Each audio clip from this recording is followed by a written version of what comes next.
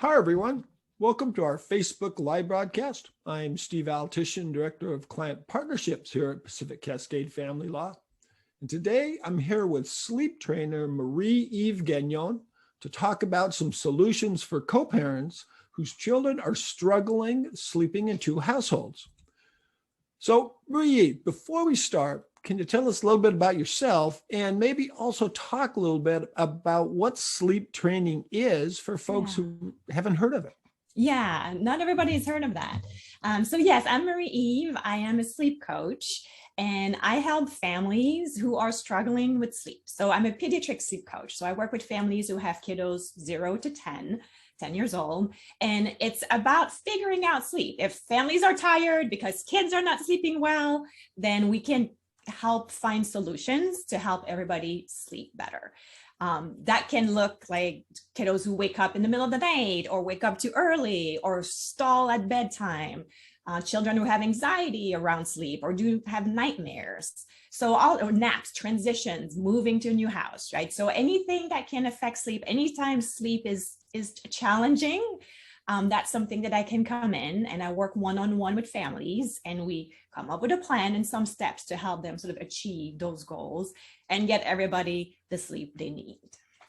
That sounds fascinating. It really does. So let's start with looking at what sorts of things might lead to children having problems falling asleep, especially when after a divorce, they have to be living in two households. Yes. Yeah. So there's a few sort of factors, like there's a few pieces that I see more frequently where we see some issues or some struggles come up. The first one has to do with environment. So now we're talking about two homes, two sleep spaces, and we do want these spaces, the environment, to be conducive to sleep. And so one of the things we want to think about is that what is the environment, what was the environment prior and what it is now, and can they be similar?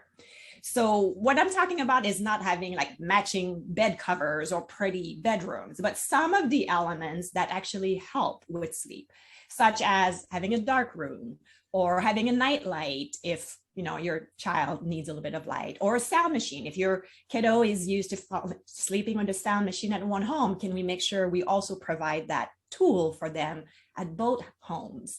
Like a blanket, if they have a lovey that they like, make sure we take that with us. So the elements that sort of help with sleep, those are the elements that we want to think about being able to provide for the kiddo in both homes. It sounds like you're not necessarily saying things have to match up exactly, but you just reduce the strangeness of the new environment. Yes, exactly. So there are some things, even if I like a certain light, right? Or I like a certain way. And those are the things that we want to set our kiddo up to be successful, to make them as comfortable as possible. And just kind of sort of think about what are some of these elements that are helpful and make sure that we provide those elements in both houses. But that doesn't mean, I would assume, necessarily having to buy two things for each household. Is there some things I can see where, it's pretty easy to buy two and they're pretty much the same and it makes it similar, but what about some of the things that aren't necessarily they're unique? Yes. So once again, if we're talking about that night light, like hopefully we can find one, you put it in the wall, we're done. We don't need to think about it.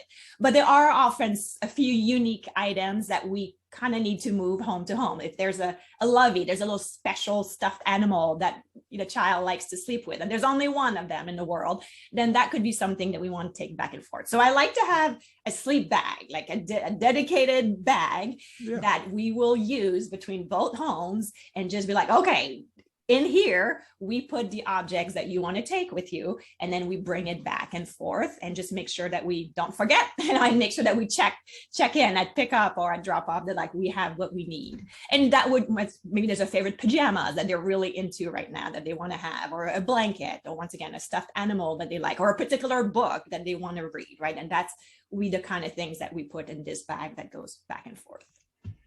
Makes complete sense. Yeah. In addition to environment and trying to keep it at least similar and comfortable, what are some of the other factors that can come in?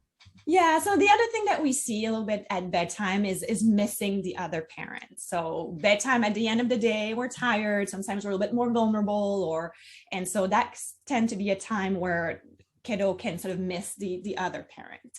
And if that's something that tends to happen frequently, then we want to think about, okay, how are we going to help the child cope? Like, how are we going to, what are some tools or structure that we can put around that will help the kiddo with that?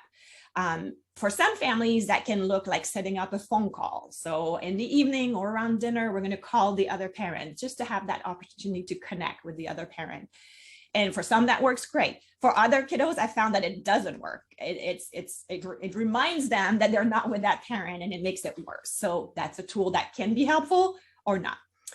We can also do things like putting pictures of the family by the bed where their head would be, or creating a little book with, once again, that might be a book that goes back and forth, that little book that has like, this is my home, this is my mom, this is my dad, this is my cat, like just kind of putting a little special book with some special, with pictures or special objects or people in the child's life that they can take with them. And then when they feel lonely or they're miss a parent, they can look at that book. We can record the voice, for some families, like we have a parent record a story and then the child can listen to that story. We can read books, around kind of separation and being away, that can help as well. So there's lots of things that we can explore to try to sort of help the child kind of, just kind of feel that need, right? That emotional of being like, I'd like to connect with my other parent right now. That kind of two things strike me when you say this. The first is that we're not necessarily talking about just doing things, after you've tucked the kid in. I mean, there's processes that are even earlier in the evening, right, a little bit, that sort of helps set it up. And the second is not everything works for everybody. And so this really is a work through to find out works best kind of a thing. Yeah. So when it comes to sleep, there's not one way to sleep. There's not one tool that works. And it's really often a bit of, like you're saying, iterations of figuring out what is going to work for this child, right? Like what is the tool that they connect with, that they respond to. So so there's often a few ways to do this. And I don't suggest that you do all of them. I suggest that you try until you pick one that seems to work for your family, for your child. Yeah, it kind of leads to the environment, and kind of sounds like you're trying to set up a routine that's comfortable. Right. Yes, absolutely. And that is something else that we want to sort of align on as much as possible in some of the big things, right? So when it comes to sleep, there's definitely, in general, sleep works well with predictability and consistency. And so we do the same things around the same time every night. That tends to tell our body that it's time to sleep and to wind down. And so as much as possible between the two homes, if we can align on the main parts of sleep, not, I read a book and you sing a song, but things like timing of bedtime. So timing of bedtime, timing of wake up time, do we take naps, do we don't? But some of those major or more kind of foundational pieces that do with sleep. So in general, as humans, there's lots of research that shows that we do sleep better if we go to bed around the same time and wake up around the same time. So our internal clock does sort of better with that. So that's the kind of thing that if between the two homes, we can align on those things, that can make it easier for the child. It's like, my body knows it's 8 o'clock. That's typically when I go to sleep, and that's consistent. So things like that can be helpful. You were talking about nap time, and maybe just think also, it's not just little kids who have problems, is it? I mean, can this be a problem for kids as they get older? Yeah. Oh, absolutely. Yes. I mean, we see the same similar. The tools are a little bit different in terms of, and how it comes out can be different. But in older kiddos, often it's anxiety, it's fear, it's sort of stalling, refusing to go to sleep, right? Kind of some of these kind of, they communicate and they kind of differently. But yes, I do see the same sort of challenges, struggles with older kiddos as well. are there, I don't want to say systems or schedules that someone can, let's say, reach out to you to kind of start to understand, what kinds of things can work? Yeah. So if we can, kind of align a little bit on these sort of big pieces, the bedtime, the wake up time, those kind of things that can help. And yes, there are absolutely resources to find sort of typical schedules per age, whether it's your, reaching out to your pediatrician or a sleep consultant, a sleep coach like myself. Those are definitely the kind of things that work well. I also find that sometimes having sort of that third party, right, kind of it's helpful to kind of set it up, right? That third party to kind of be like, okay, well, this looks like this could work for us, or this looks like this is what your child needs, right? That's what his body needs at this age. And so absolutely, so we can sort of do things like that.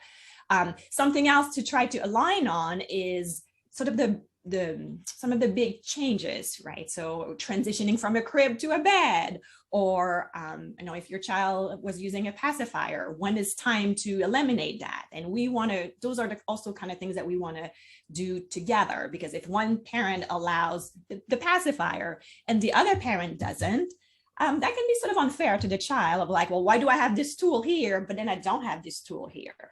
So that is also something that helping families kind of some of these bigger milestone, potty training, bed transition, pacifier. So some of these things, if we can align on those, then yes, I support families kind of going through these transitions together.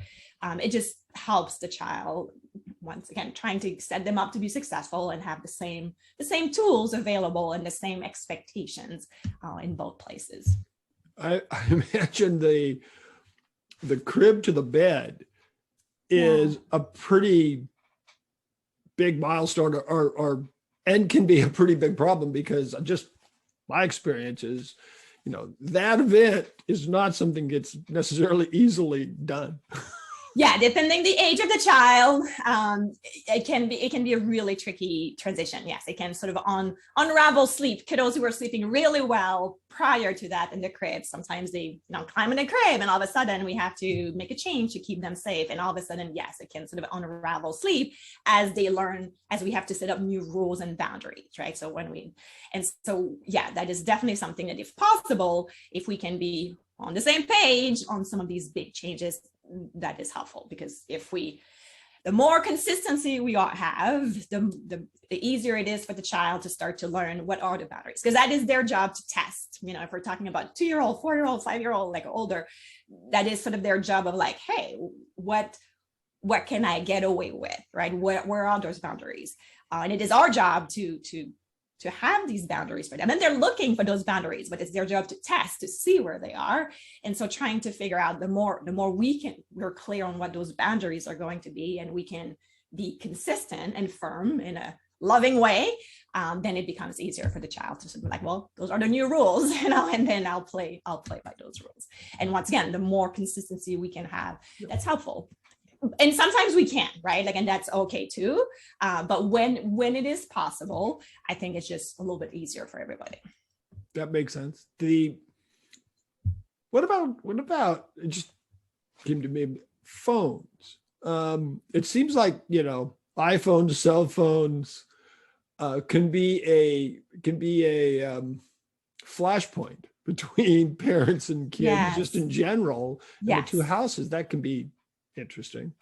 Yeah, there is research that shows that being on your screen before bedtime can affect our ability to fall asleep, or ability to sleep in general. Obviously, that affects some kids or adults more than others, right? Like, there are some like that doesn't seem to affect me, but there is definitely population that are definitely affected by that blue light that we see. So it is always a good rule to say, when it's time to sleep, that phones maybe stay in the living room, like maybe in a different place for those older kiddos, or whether it's the iPad or any sort of screen that we have, that's like, there's a time for it, and then there's a time to sleep. And it is sort of, I think it's a good foundation to be like, we're turning it off, and maybe it's in a different room than the bedroom, so that we can kind of focus on sleeping. And that is also something with older kiddos that can be, they're attached, and also that can be tricky to implement, but that consistency is helpful for them. Are there times when maybe having a routine is great, but there's, I'm thinking of issues and times when, even when co-parents generally are in agreement, the routine necessarily has to change. I mean, there are different Yes. things going on in each family. Right. And I think there's a couple ways to sort of approach that, right? So I'm talking about consistency, kind of being predictable. That's the 80-20, right? Like this is typically what we do. There will always be a weekend where there's something different or there's something going on. So absolutely, right? So the idea with sleep is that we have consistency and rules so that we know what to do, so that we can then deviate for those rules and come back easily, right? So when it comes to routine, once again, this is not like every night ever, we want to do this, but it's to do it enough time that we know what to do, right? And it is absolutely okay to deviate from those when life happens, right? Having said that, like you said, there are times where between the two homes, things are just different, and it is not possible to have that, and that's okay. Whether it is from a sleep space perspective or sometimes just from a preference perspective, a parent prefers to do something, they want a bed share and then the other parent doesn't. And so there's absolutely, it's okay. If we can be aligned, that's awesome. I think that makes it a little easier for everybody. But if we're not, it's also okay. And we can work with that. Kiddos are very adaptable. Kiddos are very smart, and they can absolutely learn that there are different rules and expectations at different homes. Just like they learn that daycare may have different rules than home, or school has different rules, or grandma, right? Like there's different places have different rules. And as long as we're consistent with our world, kiddos can absolutely learn to navigate what's expected here and what's expected there. So I work with families all the time that for all sorts of reasons have different expectations or goals when it comes to sleep, and we can kind of set it up. We can set it up that way. Sometimes it's a little tricky at first, like if kiddo is going back and forth and they're like, well, here I'm supposed to do this and here I do this. And so when we change something at one home and then they go back and maybe they go to the old way at the other house and then they come back, we can expect some resistance at first. But what I see all the time is that, like the first time there's some resistance, but then if we're consistent with this is now how we sleep here, with some repetition, then it gets easier, right? And then eventually they can basically switch this way and that way very easily, as long as we've been, consistent in our new way of how sleep is going to happen in this home. Well, I think what you're saying is keep the routine in your home, right? As opposed to always trying to match and change and right, all that kind of stuff. Yes. Once again, like if we decide what we want to do in this home, and then we want to be consistent with what we do in this home when it comes to sleep. And if it matches the other home, that's awesome, because it's just easier to go back and forth for sure. There's just more repetition. We're just even more consistent. But if that's not the case, and we have different goals and needs in this home, this is how we do it. And as long as we are fair and consistent and predictable in this home with the way we do it, kiddos will adapt and learn and be able to sleep well and to be able to sleep well in both environments. It kind of leads into, we've sort of talked about when parents are at least able to work together and wanting to work together. But unfortunately, there's divorces and exes out there who don't want to work together. And let's talk about that a little bit. When parents aren't on the same page, aren't reading even in the same book, what can they do? Or at least one of them do. Yeah. I work with families where I only work with one family, right? Like I work with one home, and we sort of navigate that this way. Like it's like, what do we need in this home, and understanding what's going to happen, what happens at the other home, understanding what comes back. So I think one of the things that sometimes is tricky is that we get back a kiddo that's very tired, or very exhausted. And that can be sort of tricky to like, oh, okay, after a few days, in a different place, we come back and, oh, clearly the child is sort of really tired or off schedule, or it's been sort of tricky. But sometimes it is what it is, and just starting to have a plan of like, this is what we're going to do, understanding that first day back can always be a little bit tricky. So often we come up with we expect that the first day is going to be a little off, and then what can we do that day? Is an easy day, we go back, we have an early bedtime, or an easy day, we just really kind of relax that day, and see if we can just kind of get back on track. And then in our home, I kind of see, once again, just the same idea of like being very clear and firm and calm and loving about how we're going to help them sort of learn to sleep this way. And when I think about sort of changing sleep, like, it's not like, well, today I close the door and you leave, right? Like, so there's lots of, when I work with a family and we're like, okay, we used to bed share, but now it's time, for example, for in this home for the child to have their own room. Like, there's lots of method. Like, this is what I do with a family. It's like, okay, this is where we are. This is where we want to go. What are the appropriate steps to do that? Are we making small changes, incremental changes? What words are we using to explain that to the child? Obviously, it depends on the age, but there's lots of ways to go about making changes in a way that support the child, and that's not too much or overwhelming, and just be able to kind of meet them where they are, but still be able to teach them how we want sleep to be at our house. So when we talk about changing things, it's not just like, well, tonight, right? That's it. There are tools, there's a strategy, there's steps, right, that we can take to help make those changes and teach those skills, and make sure they're successful. And that's kind of the magic word.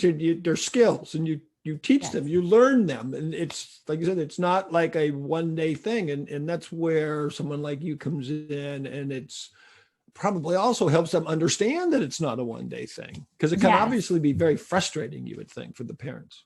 Yeah. So sleep, part of sleep obviously is sort of biological, our body needs it, but a lot of it is behavioral, and it is a skill. Like, sleeping independently is absolutely a skill that we have to learn. I think about it the same way I think about learning to walk or to crawl. Like, at some point when it's the right time, kiddos, they need to practice and have some repetition to be able to master the skill. And we need to set them up to try to have that skills and practice these things. So yes, understanding like what are the child's skills at this point, their association, what do you associate with sleep? What do they need to fall asleep? What do they used to? And help them grow those skills so that they're like, yeah, I can be in this room, or I can fall asleep without you, or I can go back to sleep if I wake up in the middle of the night. I don't need to come and find you. So a lot of it is building confidence, that I can do it, and helping them know what to do. Well, if I do wake up, what do I do? Maybe I breathe. Maybe I just drink a glass of water. But yes, helping them build those skills, that confidence of being like, I can do this. I'm able to take care of myself and be able to go to sleep and go back to sleep. It would seem that even if parents aren't cooperating about everything and don't agree on many things, even then the communication between the parents is awfully important, because as you were talking about, the children learn at different levels. And so for someone to at least understand or communicate about what's happening can help the other parent, even if the other parent maybe does things a little differently. Right. Yes. And sometimes kids are smart, right? And they can sort of like, they do what they can get away with. And so often what I hear is like, oh my gosh, my child sleeps this way at the other parent, but they never do that for me, right? They don't do the same thing. They don't respond the same way. They don't behave the same way. I didn't know they do it that way there. And so yes, even kind of sharing those kind of things so that the parent's like, oh, good to know, that you're kind of behaving that way, or you're able to do these things somewhere else. So yes, again, the more the parents are able to sort of share a little bit, that definitely help us be on top of things and be like, oh yeah, your kiddo sleeps great on their own. How come you don't do it here with me, right? And so kind of making those adjustments. a little bit about someone may come up and I would ask, well, the year has a lot of different things going on. And should I keep to a schedule no matter what? Summer vacation, school, holidays, vacation. Do I have to keep that schedule? Is there flexibility that we can have? How did those sort of weekend vacation, special occasions work into this? Yeah, so absolutely. Life happens and we want to make those memories and we want to have those adventures and we want to go to, places and be off schedule and all that. So absolutely. So I definitely encourage families to get off the schedule and enjoy things, right? And not feel like you be at home and always going to be the same way. Having that baseline, right? Because that's kind of how I think about it. If we have a baseline, we have something that we go back to, we have something that we know work with the family, helps us be able to go offline, and enjoy and do different things. And as kiddos get older, yes, often we can have a different bedtime on the weekend, or definitely when we're traveling, we do different things, or the holidays. Yes, during the holidays, we all typically start to go to bed later, or maybe we wake up later. So absolutely, we can do this. But having a baseline is helpful so that you're like, okay, now you're a little cranky. I think maybe we've been going to bed too many nights. Now let's go back, right? Like, let's go back to our baseline so that we have something to go back to. The other part of this is that some kiddos are way more flexible and adaptable than others. And so that's a big part of this, is that if your child does well, they go to bed later and they sleep in later and that works well, then go with it. There's also some kiddos who are not as flexible from a sleep perspective. And when you get off sort of that baseline, you kind of pay for it, like their sleep gets worse or they wake up even more. So I think part of it is kind of the lead, taking the lead from who your child is and how they respond to that. And if they're doing well, then go for it. If you find that they don't, right, they're not quite as flexible, then maybe then you get to decide whether going off schedule is worth it, or maybe not as often, because then you're like, well, we had a really tough morning the next day, or things like that. Really tough morning the next day. That kind of made me think the communication of, let's say there's something happening the next day. They're going to go somewhere, whatever, some out of the norm change. It would seem to me that for one parent who knows about it, it'd be important to relate that to the other parent, that the next day may be different. Right. And just as important to the parent who's getting the information, not to say, well, I'm not going to listen to you, kind of a thing. Yeah. So I always kind of think of parents of thinking about tomorrow, right? What are you doing today? And thinking about what does that do to tomorrow?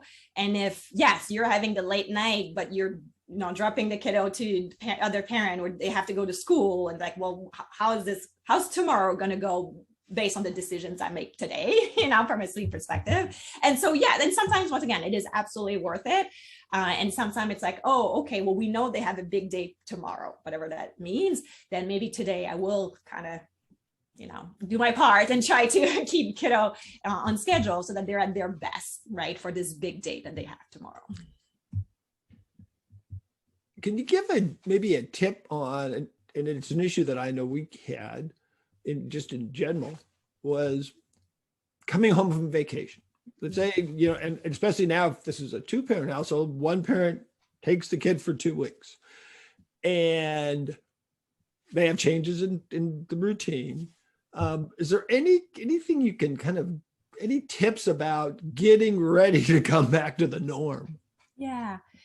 I think part of it is communicating that is like, hey, we've had so much fun on vacation. We did all these great things, but hey, we're coming back home and we're going to have to go back to reality, right? And sort of what that looks like. Often when we transition back, like having maybe an easy day, we're back home. It's like, okay, the first day that we're back, sort of maybe not planning too many things so that we have time to sort of adjust and maybe focus on coming back, depending on child's age, but often it means like if we've been going to bed later, waking up later, and that school's going to start in a couple of days, and that's wake up time is just not going to work, then starting to wake them up earlier. That's usually sort of the first thing that we can do. It's like, okay, let's wake up earlier. Let's wake them up and start to bring bring the wake up time earlier and the bedtime earlier, so that in a couple of days when school starts, our clock is sort of readjusted to the time zone that we need to be in, or the timing that we need to be in. So that's often the first thing, is just kind of thinking about, okay, is this wake up time going to work for me?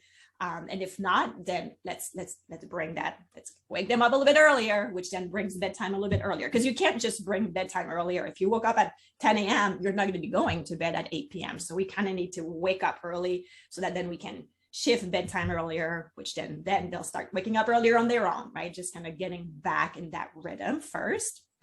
And just kind of having probably expecting that transition, and having said that, expecting that, the first day of school might be that first morning might be a little tricky after this lovely time off, but that's okay. Yeah, I mean, don't lose hope. I mean, it's right. like, one day backwards isn't a disaster, right. Which I'm looking, we're about out of time. This was really, really cool. But is there one thing that we missed, I haven't asked about, or that you'd like to just say to a parent who says, my kid is just, I can't fall asleep. I mean, and I'm pulling my hair out, just, where do I turn? Yeah, I would say reach out, because if sleep is hard, we can make it better. And so whether there's typically what's going on is more like habits and behavioral and things that we can affect. Every so often there is a physical or medical condition that can be causing some sleep issues, but often it's not, thankfully. Often it's just more things that we can fairly easily adjust. So reach out to a sleep coach, reach out to me, reach out to your pediatrician, but kind of ask this question. If sleep is hard, it does not have to stay that way, so we can change that.